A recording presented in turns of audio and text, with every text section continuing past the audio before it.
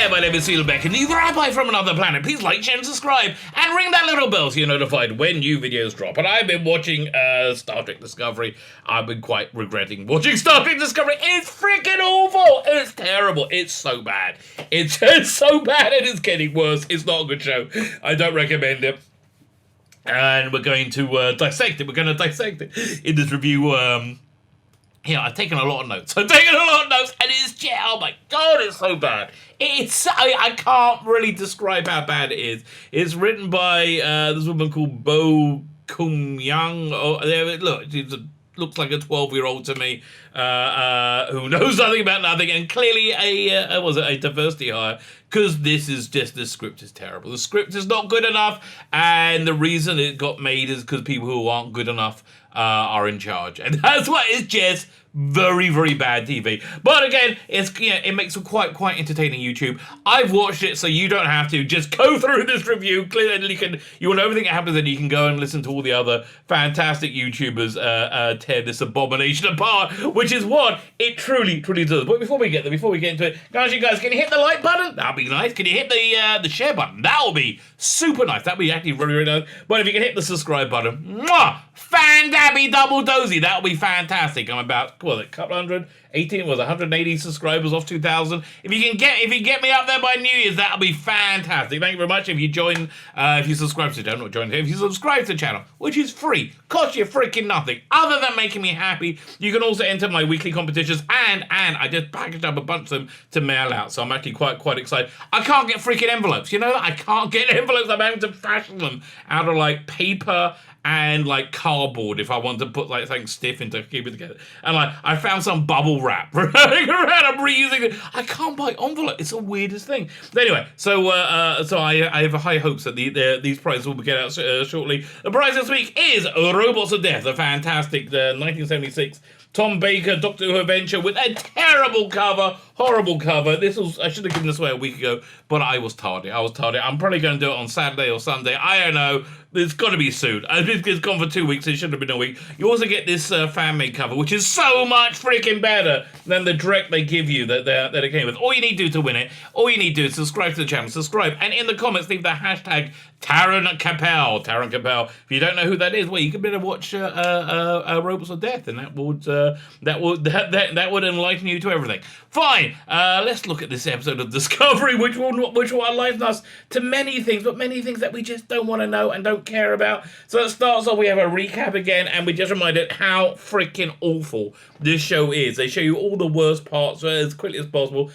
Yeah, it was your boy Zach who pointed it out, and now I've seen it, I can't unsee it. The central character, Michael Burnham, is mentally ill. She is mentally ill. She goes from massive emotional swing to massive emotional swing, always crying or emoting or saying, like, to everything over the top. She is a terrible character, an absolute terrible character, with, I see, little to no redeeming features, and that is what the show is based around. Pretty much gives you an idea what the rest of the show is going to be like. So then we after we get through the recap, we then recap Michael Burnham's year away, which, a smart thing to do would have spent an entire episode on it and then make the relationship between her and Book. Is his name Book? I think his name is Book. I don't know anybody's freaking name on this show. I know a few. I don't know. Aramim, but she's not in it anymore. They got the actress in it, who doesn't look as good when they take off that robot makeup. That robot makeup was cool. Who else I know? The redheaded chick at the front, the helmswoman, the black woman. Who actually, that's a character I really quite like. For the 10 seconds you see her on screen, I quite like it. I know Saru, I know I don't know many of these people's names. Anyway, so Book. They have this incredible camaraderie now. They're so close. They're so incredibly close. But they do say in the episode, "But we're not together." Oh no, we don't. Really, so you have a man and a woman, both seemingly heterosexual. Well, we know Burnham is. Oh no, is she bisexual? I think Kurtzman Trek, everybody in the universe is bisexual, right? I think in Kurtzman Trek that's where. But you have two people, in close in close quarters together, working in a highly stressful jobs for a year, really bonding together, they'll probably end up sleeping with each other. And if there's not, there'll be a reason why they're not sleeping with each other. I mean, listen, they're both pretty, reasonably attractive people. They get Booker gets his shirt off at some point. He is a good-looking man. But they can't show you a black man who isn't very feminine, very, very effeminate, which, they feel that trope, they feel it completely, in this series and in this episode. So anyway, so they've been away for a year, and it's the first sign that this episode is written by and for idiot children. It's written by and for idiot children, and it's one of the big problems of Discovery is that nothing is ever earned. Nothing ever. All they ever really want to do is get to like the bum bum ba, that big revelation, da da da, and they have no thought of how they get there or what would it mean or like anything. All they want to do, that nothing is ever freaking earned. So we recap the incredible year, creating this incredible camaraderie between Book and Burnham, and so they're incredibly close, and it just all feels so incredibly false and unearned. I don't believe their relationship at all, and they do like refer to like things that we haven't seen throughout it, and again, another one of the big problems of the show is the central character. Burnham is mentally ill. She's mentally ill. She's constantly swinging from emotion to emotion or hitting people in the face and bursting into tears. Lots and lots of bursting into tears. They love bursting into tears. Bursting into tears is the norm for a Starfleet crew 10 years before Kirk and Spock in the original series. That was totally normal for everybody to burst into tears and hug each other. I don't know what changed in those 10 years. Maybe they made a good show. I don't know. But the reason they keep bursting into tears and hugging each other is because this is a woman show. Now, they want to say that is a taboo thing to say. That there is a difference between men and women. There is a difference between men and women. The evidence of it is this is a feminine show. This is a feminine show. And I contend Star Trek, along with Doctor Who, along with Star Wars, works best when it's a masculine show, when it's aimed at 8-year-old boys. That is not to say there are not women who won't enjoy it. Of course there are women who enjoy it, and there are many, and that's also not to say I don't want girls in the fandom. That would be insane. I'm happy for anybody to enjoy Star Trek, but I would like them to enjoy Star Trek as to enjoy Star Trek that is Star Trek rather than this thing that isn't Star Trek. Again, so you have masculine shows, masculine shows are normally, just more plot driven, more, plot, what's the word I'm looking at? The eye is normally more on the plot and less on the, emotional interplay and the bursting into tears and crying. And the other way for women's shows, like, what's that show? This Is Us. This Is Us is the ultimate women's show. It's lots of bursting into tears and holding each other. Listen, I haven't watched it. I walk in and out of the room as my wife watched it, and she loves it. She loves bursting into tears with it and them all hugging, because that is a woman's show, and my wife's a woman, and women tend to like this. So they wanted to say that basically the idea is that men are bad. Toxic men are bad. Toxic masculinity is the cause of everything wrong in the world, right? Toxic, which is why they can't stand the president. Toxic masculinity is the worst thing ever. So they're making a feminine Star Trek, and quite frankly, I'm not interested in it. I'm not interested, and it's that was where I was last week. I'm not interested in it, but this is such an objectively terrible script. This absolutely terrible script. So we get this like terrible voiceover, over emoting from Sonequa Martin Green. She goes from her soulful saint voice, and then it's so hard, like all this like yearny face stuff. Like, oh God, just shut up, bloody idiot. I hate this show. I just hate it. It's so bad. So and I can really understand what went on in the writing room. She's gone a year, which isn't that long. It isn't that long, but we can tell the show is written for and by idiot children, right? Because I can see the conversation in the writer's room where they're gonna, she's been gone a long time. How long? Super long. Super long. So long your life would change. Super, super long. Well, how long? You know what? A whole year. A whole year? Oh! Because, these idiot children, they get no idea of persevering to earn something. There's no conception of that whatsoever. And again, I think they could have actually sold it if they just made this one episode the year of Michael Burnham that she had, so we can actually understand why these two characters are close. But no, all we got to understand is they're so super close, but they're not sleeping with each other. They're so super close, but not sleeping with each other at all. And he's just a wonderful guy. So fine, whatever. But yeah, so then we have after this whole year, everybody's like, "Oh my God, you've been gone for a year, a year." Okay, a year ago isn't that long. Not much has happened, this year because we've all been stuck inside our house, not really doing much. We're all roughly in a pretty similar position where we were in February. Not really. Again, that is just because it's written for and by idiot children who haven't experienced any life whatsoever. And I want to say, if you don't want to be called a diversity hire,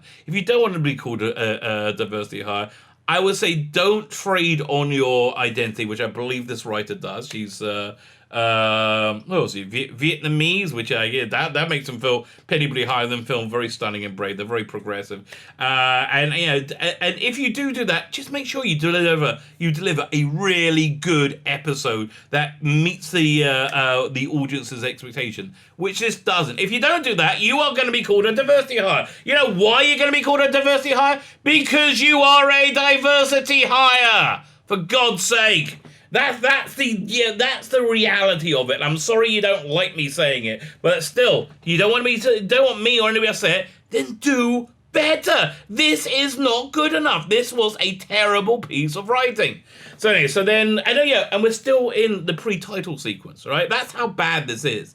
So Burnham fills in the crew about the whole the burn, right? And he tells them that. Oh wait, we got a new detail. Apparently, all starships in warp blew up, right? Everyone with an active warp core blew up, which I thought they had even when they weren't in warp. And they experimented with other warp drives, but nothing really worked. Again, why haven't they just gone to the Romulans and use that? No, because the people who are writing this haven't seen Star Trek before. They don't really know much about it. And they don't really like anybody who knows much about Star Trek. So she fills in the crew, lots of emoting and yearny faces, lots of, let's say, and of course the Starfleet crew does the normal thing, does the absolute normal thing of standing around and crying. Lots of standing around and crying, because this is what they do in Star Trek now. Again, this is Star Trek, not This Is Us.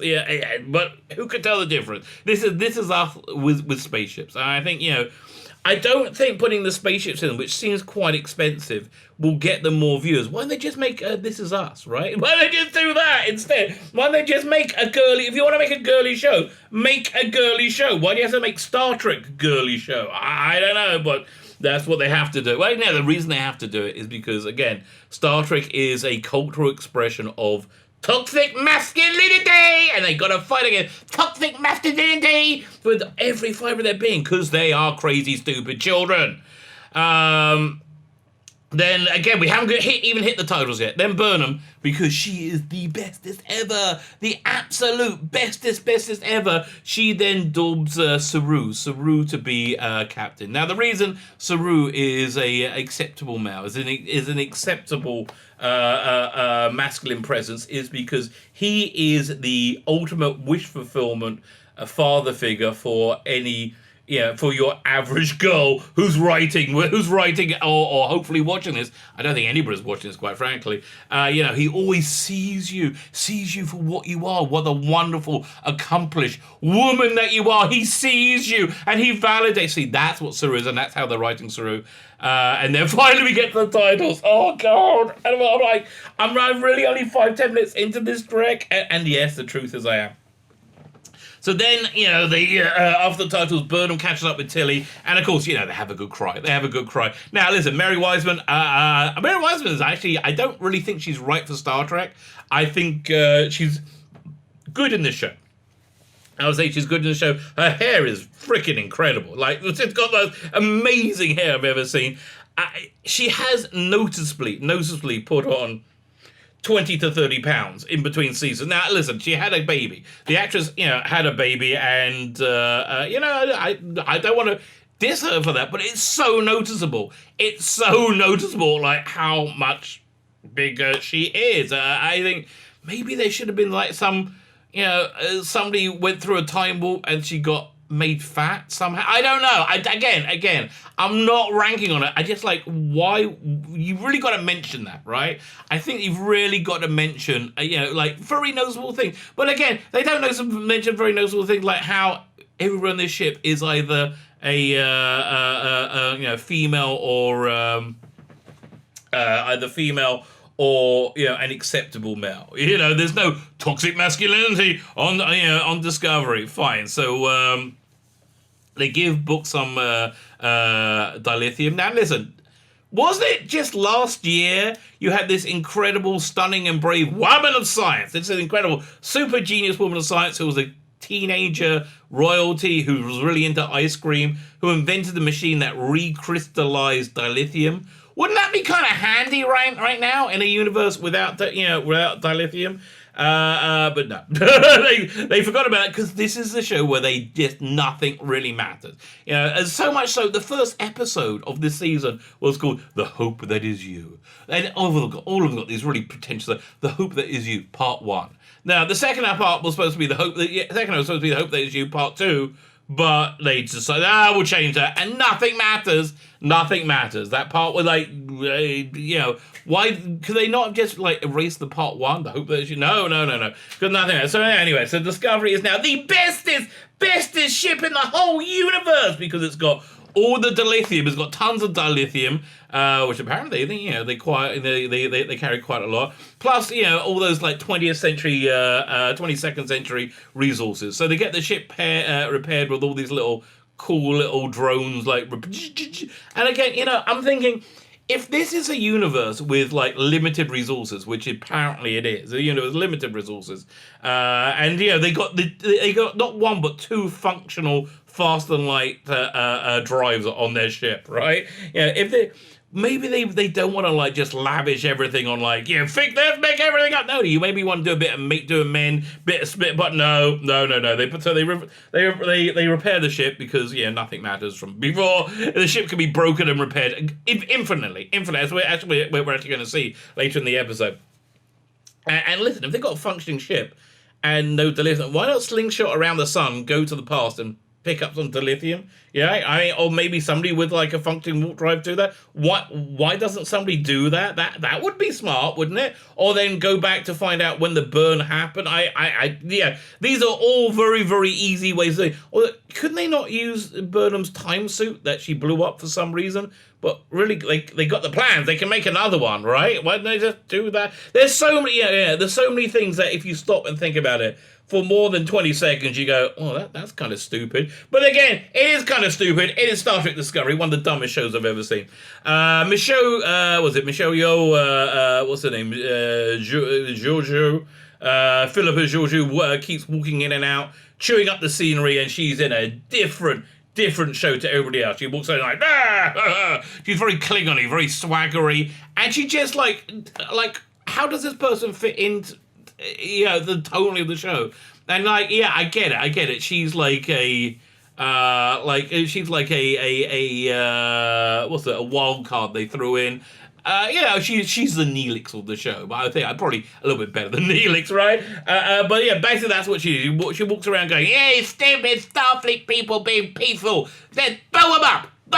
That's basically what her job is in the show, and to beat up, very, very muscly men twice her size. That's basically what her function is in the show.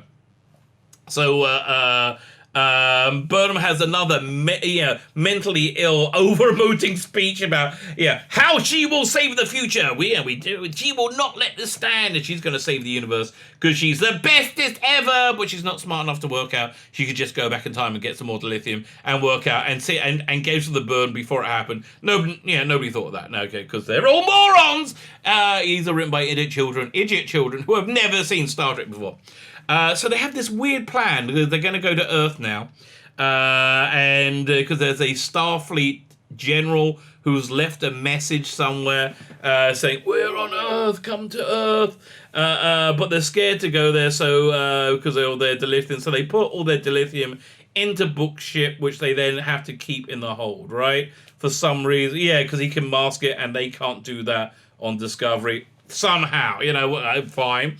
So they spore drive to Earth, right? They go to Earth and they're immediately they spore drive a little bit out from Earth and they come in slowly, saying they're a Starfleet vessel who got zapped in the burn, and they want to come home, which is a bit of a stupid cover story, given that they're from 1,000 years in the past. This is a 22nd century ship. We gone. Where were they for the other few hundred years, and why the ship is so good, Nick? People do ask these questions because it's just a bit of an elephant in the room. So anyway, they jump to Earth. They get there, and they're met by a very isolationist Earth, and they're greeted by this stunning and brave black commander of a body type comfortably not made for the male gaze. So so they got all the important things there.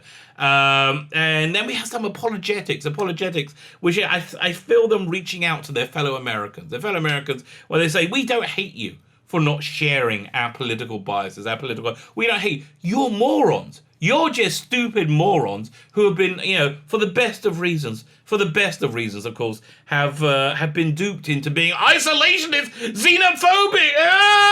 No, because you've been scared. You're scared. We've been scared by terrible things that happen in the world. They're scared by the world, and that's why they went to become this very isolationist planet. And I'm just watching this, going, geez, it will be so nice not to be lectured on complex geopolitical ideas by somebody who isn't a 12-year-old diversity hire, right? A 12-year-old diversity hire. Speaking of 12-year-old writing, we then get introduced to a new character. It seems like a 12-year-old's writing it to me. She may be the trans character, but who cares? I don't know. I really don't care. And amazingly, they come up with they have a brilliant idea. They have this brilliant idea. Then why don't we make this new character a superwoman of science who's only 16 years old and knows everything? Yeah, why don't we do that? I mean, did they learn absolutely nothing from Wesley Crusher, who is essentially the same character? Other than, this is a trans version of it. Maybe. I don't know. Did they not learn anything from Wesley Crusher? The answer is no. Of course they didn't learn anything from Wesley Crusher. Why did they not learn anything from Wesley Crusher? Because they've never seen Star Trek. They've never seen it, and they do not know what it is. So there you go. So anyway, we got this super isolation of Earth, and the Discovery is confronted by the United Earth Defense Force or whatever, because they keep getting raided by this bloke called Wen, who keeps stealing all their dilithium. So then something happens with the ship. Wen shows up, and something happens with the ship. They have people, the new character and a few other people beam on to inspect the ship, and they have a super fast beamy thing, super fast beamies, and they beam onto the ship, and then what happens? You do get one toxic male there, who isn't very nice, and they go and inspect everything. The super weapon of science works out that the spore drive is something incredible. It's going to be something wild, but then Wen shows up, and there's some malfunction, so they can't leave the Earth people can't leave their ships and go fight him. So then we get this just bizarre plan by Burnham and Book to take Book's ship. So somehow they're able to get Book's ship out of the shuttle bay somehow, because they're not allowed. They break orders to do this. They somehow get the ship out of the shuttle bay. They may have explained it, and I was just too bored to notice. Right? That might well happen. But they get the ship out, and they take all the lithium with them, and they're going to somehow scam Wen. They're doing something completely against orders.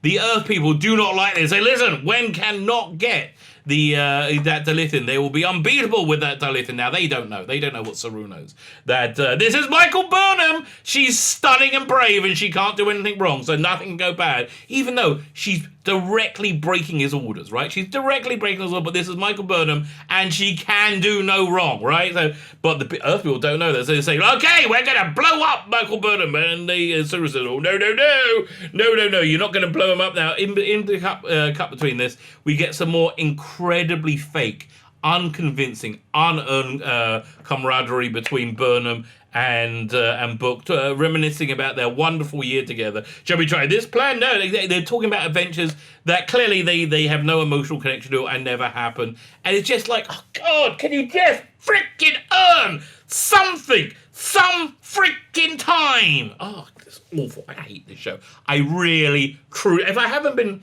clear about that, I want to be absolutely, I absolutely hate this show. It is freaking awful. So they have all that, and they're gonna scam when somehow.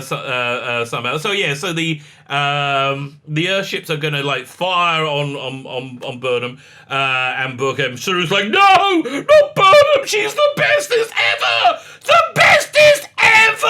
you can't blow her up. And they're like saying, and so his only option is to open fire on the ships, but he's like, no, Starfleet doesn't fire first. Oh no, we don't do that. So what he does instead is he puts his ship in between the Earthships and Burnham, and he has no idea of the ordnance that the Earthships have. They could blow them up. There is you do get a couple of seemingly reasonably expensive explosion shots on the set. By the way, no new sets for this show. It's just like the drop of budget between season 2 and season 3. Is more noticeable than the drop of budget between season 1 and season 2. Again, if they make a full season, which they say they're gonna, if they make a full season, what are they gonna do next? I mean, really, they're just gonna have everybody on the bridge set with no special effects? I really don't know. So anyway,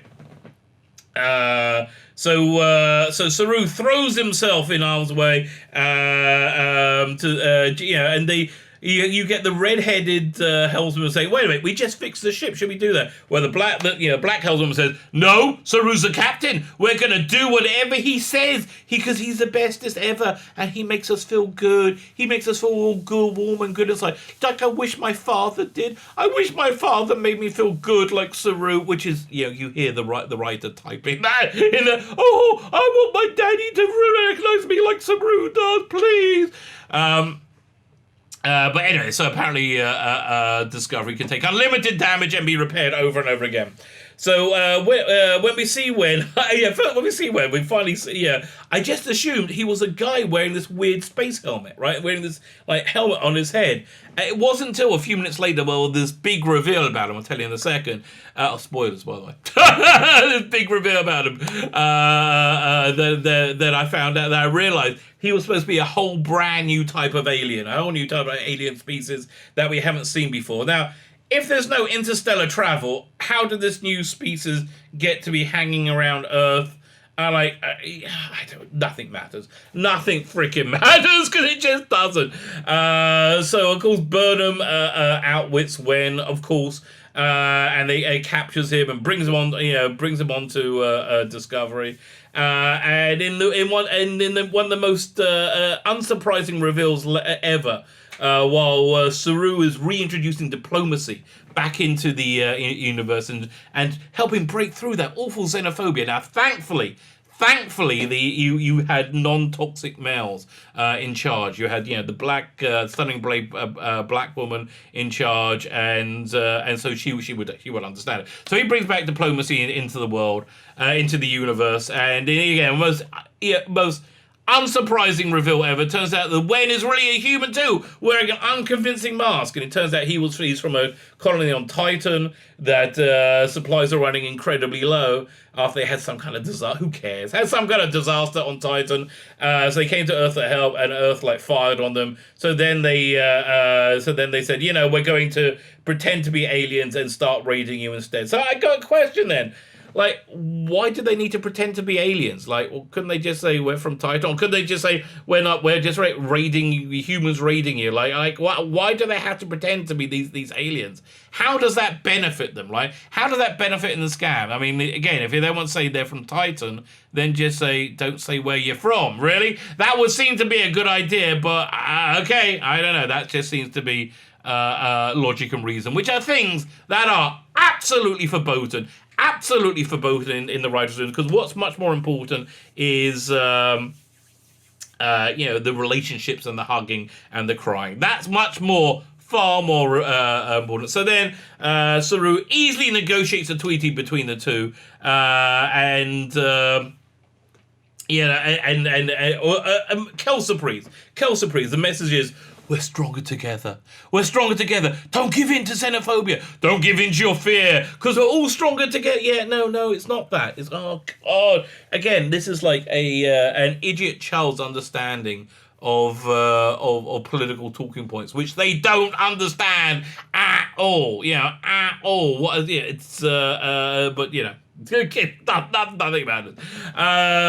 So at that point we find out it was this new character, whoever she is, sabotaging Discovery, that caused the whole incident, that nearly got them all killed. Like, this is serious stuff. This is actually really serious stuff. So they deal with it in the normal military way. Not normal military way was you'd be a tribunal and then a trial and then probably summary execution, right? That's the normal military. They go for a slightly different military attack. They go for Stamets. Stamets confronts her with a knowing smile, saying, "You're a smarty pants. You're a super smarty pants, and I like you. I like you because you're super smarty. Here, have some positive reinforcement. I'm a male character giving you positive reinforcement. This is what you all desire out of life. Here you go." And she's like, "Oh, I feel so stunning and brave. I feel so stunning and brave." And again, this just shows you that the show is made and hopefully enjoyed. Again, I doubt anybody's watching this by women. This is a feminine show for women, which is, I wouldn't mind there being a feminine Star Trek if there was a masculine one as well. I think that would be an interesting thing, but there isn't. And this is not Star Trek. I'm sorry. This is fundamentally too different from everything I've ever seen in Star Trek, in that it's a fundamentally feminine show where they stand around crying and the central character's insane and emotes like crazy. So Book then leaves. Speaking of standing around crying, Book then leaves, getting some dilithium or something, queuing more crying as Burnham sets off to find Starfleet, they had left Earth 100 years earlier or something, because they were too xenophobic on Earth. I don't know. So then the crew pops down to good old San Francisco, which somehow in this post-apocalyptic future is looking pretty good, and is not covered in human feces. I don't know how they managed that, because it's not covered in human feces. So again, I'd say it's interesting. So so they go and and I'm not making this up, okay? This actually genuinely really happens. They then all go and hug a tree. Now, this tree they knew from 1,000 years earlier when they're at Starfleet Academy, which apparently Starfleet Academy is still there, even though there's no Starfleet. And the tree's there and is grown, and they all feel so connected. Oh, I feel so connected. Let's all hug and cry a bit, because that's what we do in Star Trek now. That we hug and we cry. Then I think in the end, the incredible teenage woman of science, who's stunning and brave and brilliant at everything, who's apparently also a part of a joint species with the Trill. Now the Trill part of it can't remember vital bits of information for some reason. In the trailer for next week, you see they go to the Trill homeworld, I think. So they're trying to extract those memories somehow. So she reveals she is in fact the person who sent the Starfleet Admiral's message that they went to Earth to find. So she was probably the Admiral, who was supposed to be dead by now, or died a couple of years ago. But again, nothing really matters. So then, then this new character is brought on apart the crew of Discovery after sabotaging the ship, sparking a violent interstellar incident and nearly killing everyone. So the punishment of that is you get to serve on Discovery, because that's how Starfleet works these days, don't you know? And then they stand around and they cry and they hug each other, because again, That's Star Trek. That's what pastors of Star Trek nowadays. It is truly awful. I absolutely hate this show in every way, shape, and form. It is terrible. I wouldn't even say hate watch it. It's terrible. It's so bad. I can't believe they're making more of these things. It's just breathtakingly awful. And that they're making more just shows me that nothing, absolutely nothing matters. My name is Sheila Beck, and he's Rabbi from another planet. Please like, share, and subscribe, and ring the little bell so you're notified when new videos drop.